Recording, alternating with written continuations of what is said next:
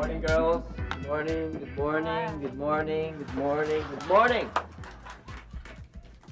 Morning. Good morning, mga iha. Siguro naman alam na ninyo ang sitwasyon dito sa kumpanya. Maraming dumadagsang cases ng sexual harassment.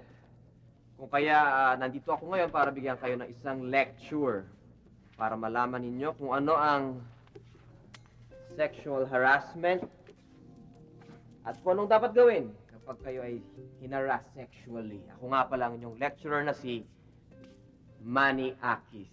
Manny Akis. You can call me Mr. Akis for short. Ngayon, sino dito ang alam kung ano ang sexual harassment? Sir, Yes, baby. di ba ito po ay isang pananamantala ng isang tao sa kanyang ka-opposite sex? At lalo na kung siya'y merong mataas na posisyon.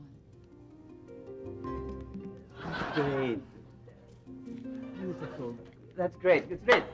At dapat yung tandaan. Tandaan. Kinakabahan kasi ako. First day ko ngayon pag-lecture.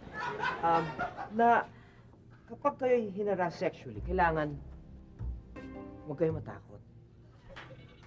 I-report nyo kagad ito. Kailangan. Ay! Hulog yung ballpen ko. Maraming paraan ng pag-haras sexually. Una yung pamboboso. Meron naman yung medyo, alam mo na, pahipo-hipo. Meron naman yung medyo pasimple, yung, alam mo na, mahawak sa kamay. At meron naman yung medyo garapal.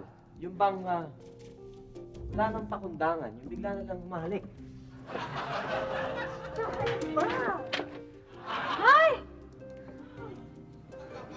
So yan girls ang sexual. Dali. Parang sisilip mo na yata dibdib ko, Harassment na yan, Hindi, expert ako. Oo nga, sexual harassment na yan, no? Hindi, expert nga ako sa sexual harassment eh. Nagde-demo lamang ako. Sorry, hindi pagdedemo yung ginagawa mo.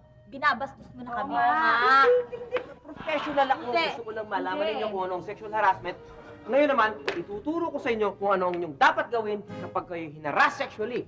Hindi mo na kailangan ituro kasi alam na namin ang gagawin namin. Di ba, girls? Hindi nyo pa alam. Kailangan namin! Kailangan namin! Masyado ka na! Ito ka pa! Grabe kayo!